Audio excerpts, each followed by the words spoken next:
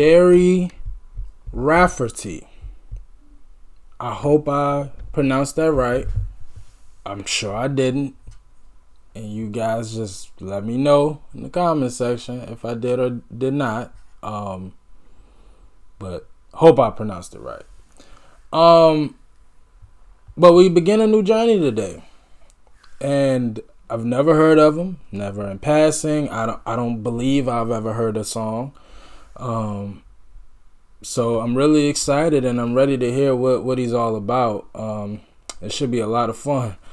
Got the research here. So let's see what we got. Gerard. Okay. So Jerry's a nickname or a play off his real name, Rafferty. Oh, wow. He passed away in 2011. Was a Scottish singer, songwriter, musician, and record producer.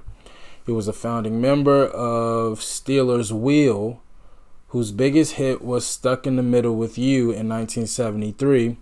His solo hits in the late 1970s included Baker Street, which is what we react to today, Right Down the Line, and Night Owl. Rafferty was born into a working class family in Paisley, Renfrewshire, Scotland.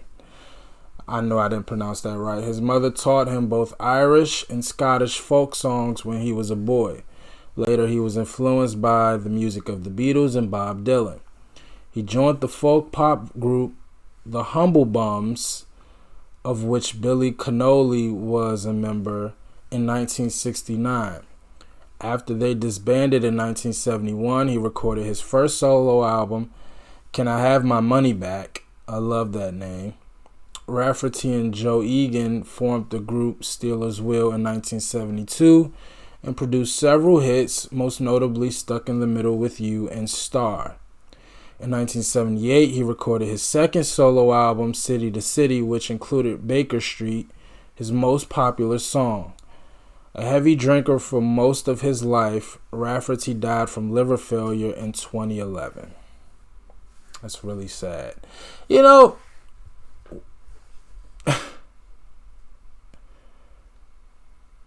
never mind. I was about to ask a question, but I don't want to ask it. I don't want to ask it. But Baker Street. So we just found out that's his most popular song, and that's what we react to today. It has an official music video, so really excited to check this out. It's always good just to hear new music, especially from people from different countries and different backgrounds. And I'm excited to hear this. Again, we already know this is his biggest song from his second album. So this came out in 1978. So I'm ready to hear it. We'll do the song research afterwards, but I'm ready to go. Let's do it.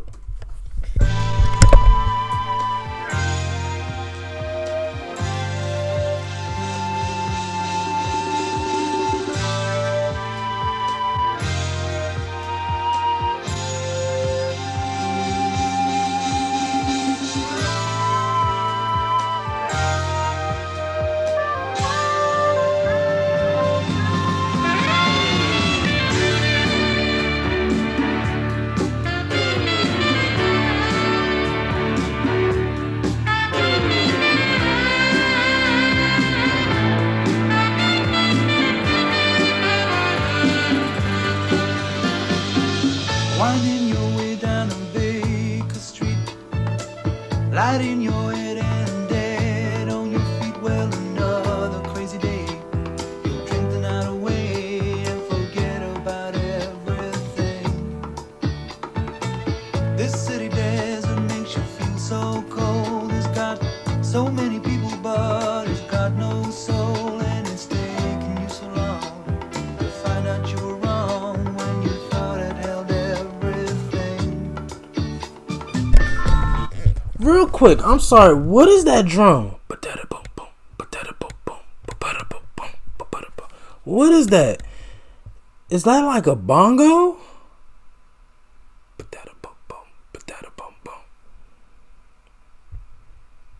I can't make out what kind of drum that is.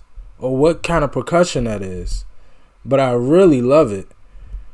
And that saxophone at the beginning, that was good. I'm sorry. Used to think that it was so easy. You used to say that it was so easy, but you're trying now. Another year and then you'd be happy.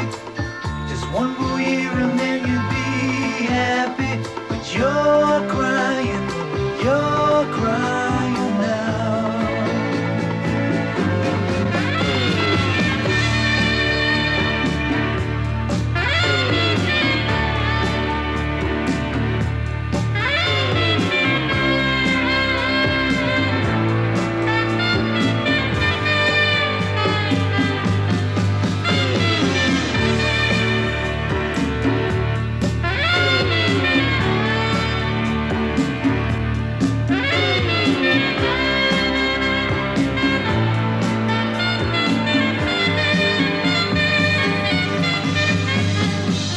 Way down the street there's a light in his place.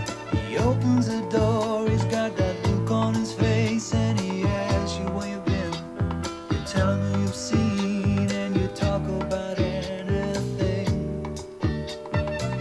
He's got this dream about buying some land. He's gonna give up the booze and the one night stands, and then he'll settle down in some quiet little town and forget about everything. But you know he'll always keep moving. You know he's never gonna stop moving, 'cause he's rolling, he's the rolling stone. When you wake up it's a new morning, the sun is shining, it's a new morning. You're going home.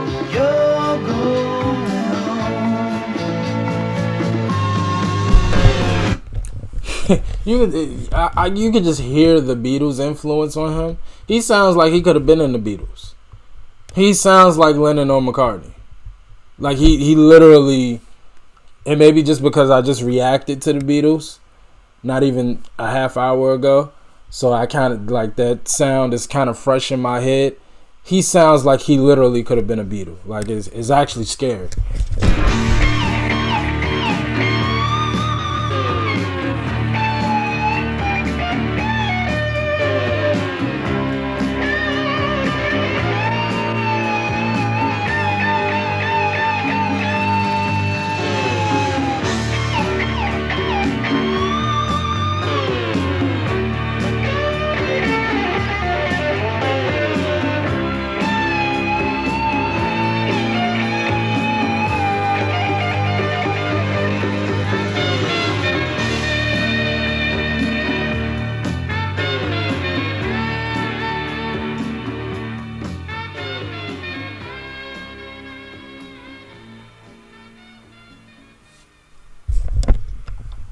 That was a nice vibe right there.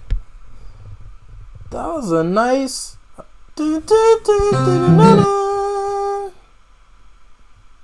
That saxophone, it might have been my favorite part. Okay, it was written by Gerry and issued as a single. Oh, is it Gary? No, it gotta be Gerry. Because it's Gerard. Well, yeah, gotta be Gerry. And issued as a single by him in February 1978. It won the 1979 Ivor Novello Award for best song musically and lyrically, and reached the top 3 in the UK, US, and elsewhere.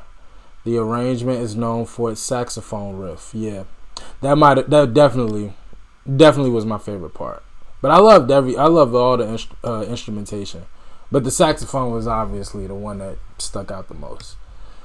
Named after Baker Street in London, the song was included on Rafferty's second solo album, City to City, which was his first release after the resolution of legal problems surrounding the breakup of his old band Stealers Wheel in 1975.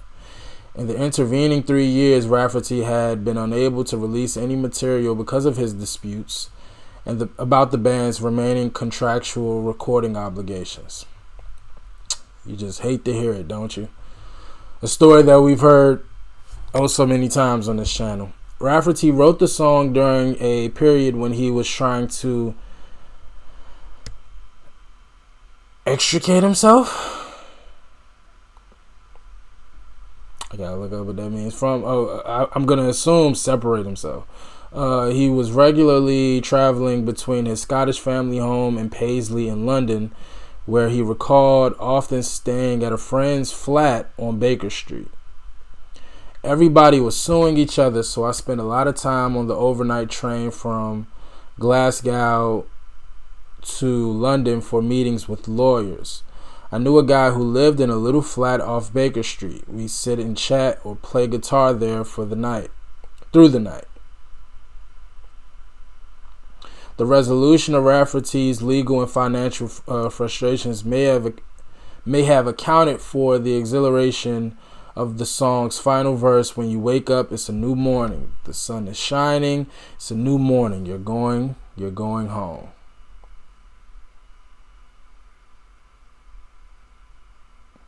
Baker Street was recorded in 1977 at Mike and Richard Vernon's Chipping Norton's studios.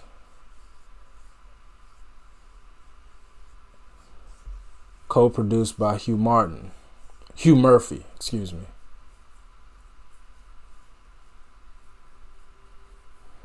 Classified as jazz rock, and soft rock.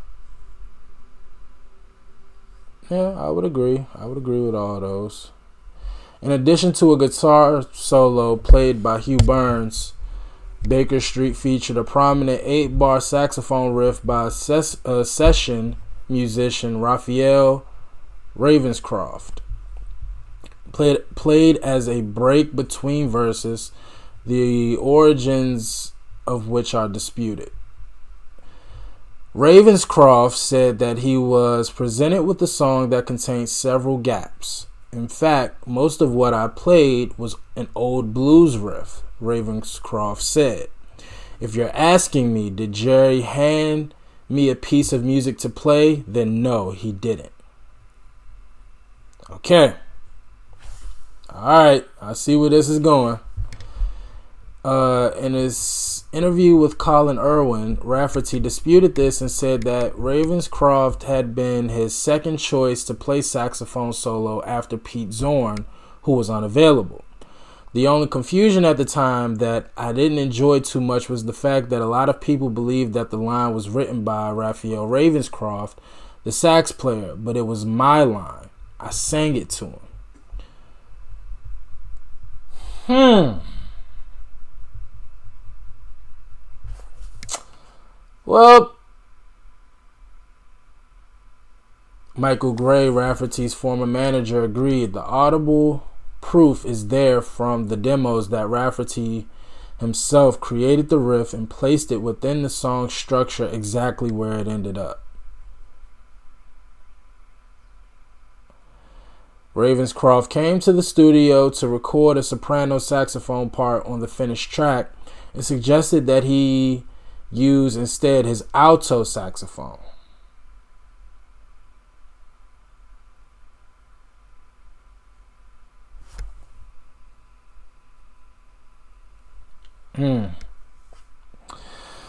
We will never know. According to one story, Ravenscroft received no payment for a song that earned Rafferty an income of 80. I know this is London payment. I forgot what it is. Pounds? Is it pounds? I think it's pounds. 80,000 pounds per annum. A session fee check for 27 pounds given to Ravenscroft was said to have been bounced and been framed and hung on his solicitor's wall.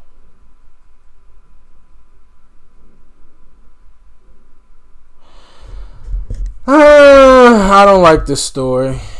For one, I mean, we'll never know the truth, so I guess there's no point in me getting all invested and emotional. We don't know who's telling the truth. But that's damn. I mean, the most prominent part of the song, if they took his credit and didn't pay him, that's just bad. That's just bad.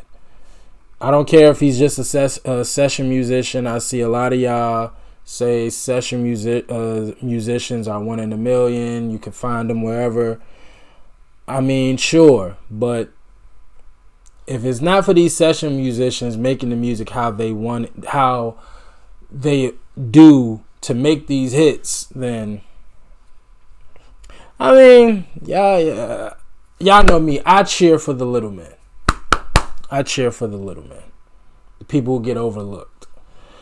Released as a single in 1978, it reached number 3 in the UK, number 2 for 6 consecutive weeks in the US, reached number 1, Cashbox, number 2, Billboard Hot 100, where its Billboard position for 6 weeks kept out of the number 1 spot by Andy Gibbs' Shadow Dancing. It's crazy. We literally just reacted to that.